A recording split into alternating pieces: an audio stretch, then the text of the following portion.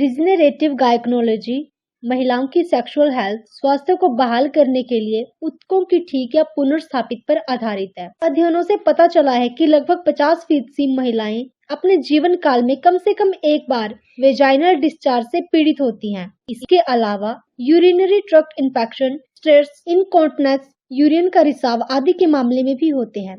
बड़े पैमाने पर रिपोर्ट नहीं की जाती।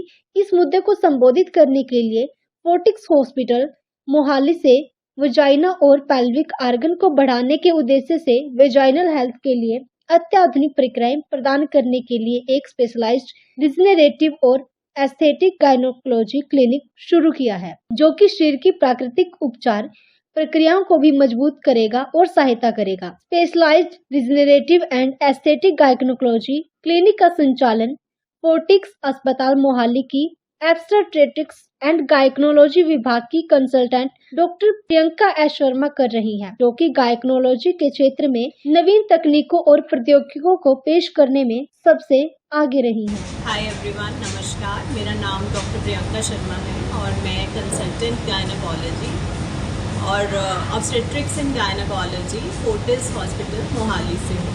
सो आज का जो मेरा विषय है is the introduction of our sub speciality that is regenerative and aesthetic gynaecology at our centre. So हम एक नई स्पेशलिटी स्टार्ट कर रहे हैं फोर्टिस में, that is regenerative and aesthetic gynaecology.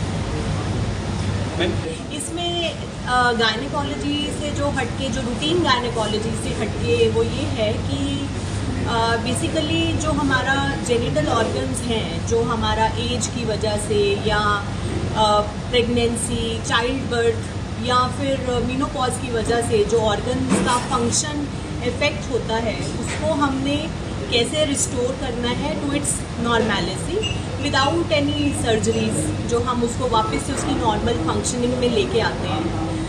Because वो ना नॉर्मल फंक्शनिंग में होके बहुत सारी प्रॉब्लम्स क्रिएट कर सकता है, जैसे कि पेशेंट को SUI रहता है जिसमें यूरिन लीकेज रहता है, या प्रोलैप्स हो जाता है, या फिर पेशेंट को बार बार यूरिन का इन्फेक्शन रहता है और पेशेंट को वेजाइनल ड्राइनेस महसूस होती है और इंटरकोर्स के समय में पेन रहता है। सो ये सब तरह की प्रॉब्लम्स अदरवाइज उसको आती हैं, फेस करनी पड़ती हैं। UTI 50% 50 to 55% केसेस में once in a life time रहता है फीमेल को, जिसको मेडिकली क्योर भी किया जा सकता है। पर बार बार UTI होने का कोई कारण तो है, ऐसा तो नहीं है कि हमेशा उसको इन्फेक्शन है, और इन्फेक्शन है तो क्यों हो रहा है, उस इन्फेक्शन का कारण जानना ज़रूरी है।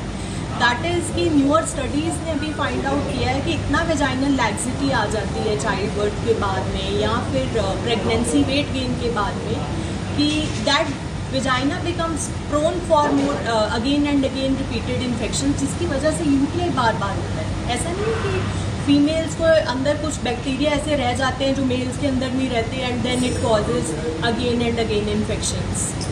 दूसरे तो बहुत सारे और भी हैं जी। सो जो टेक्नोलॉजी अभी हमारे पास में है that is the most recent and सबसे एडवांस है, बिकॉज एज सच हमारी टेक्नोलॉजीज़ में अपग्रेडेशंस होती रहती हैं डे बाय डे हमारे मेडिकल फील्ड में। सो अभी जो हमारे पास है इसमें पेशेंट को ना तो किसी प्रकार की कोई एडमिशन चाहिए, ना ही उसको अपनी जॉब से ऑफ लेना है, and it's just quick 10 minutes में उसका ट्रीटमेंट सेशन हो जाता है। येस, पेशेंट को मल्टीपल ट्रीटमेंट सेशंस 3 to 4 चाहिए, बट क्विकली ही patient can recover from these conditions. Basically out patient OPD procedures ही हैं कि पेशेंट को इसके लिए एडमिशन की रिक्वायरमेंट नहीं है। पेशेंट ने आना है, अपना ट्रीटमेंट करवाना है और चले जाना है। उसके लिए उसको ना तो कोई छुट्टी अलग से लेने की ज़रूरत है, ना ही उसको कोई बहुत सारे टेस्ट करवाने की ज़रूरत है, ना ही उसको कोई बहुत सारी मेडिकेशंस हमने देनी है, ना ही हमने किसी प्रकार का एनेस्थीसिया देना है, and it is 100% painless female genital organs को जो इफेक्ट करते हैं। Menopause just not affect mentally, emotionally, but it also affects physically as well.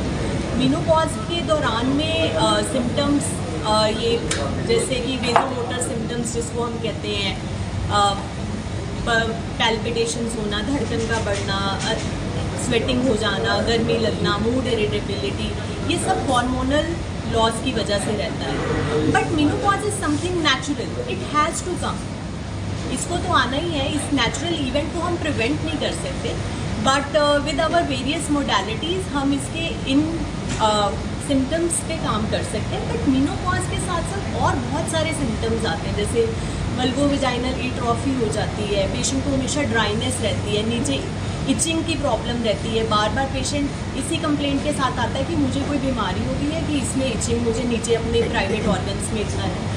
But that is all because of the loss of the hormone. So loss जो hormones का हुआ है वो सिर्फ हमें इमोशनली अपसेट नहीं करता है, बट फिजिकली भी इम्पेयर करता है। बिकॉज का एज सच डिहाइड्रेशन से लेना देना नहीं है, बट यस यूटीआई को बहुत प्रोन कर नहीं, यूटीआई को प्रोन कर देता है डिहाइड्रेशन। जैसे patient becomes more prone for UTI, urinary tract infections.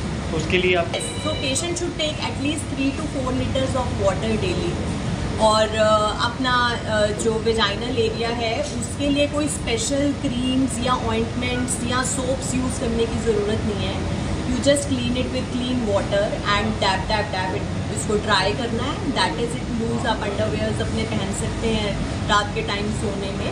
Otherwise और कोई ऐसा नहीं है कि आपको ये भी खाना है या वो भी खाना है या क्रीम्स यूज़ करनी है to make that area hygienic. News express India के लिए पर्सन बर्मन की रिपोर्ट।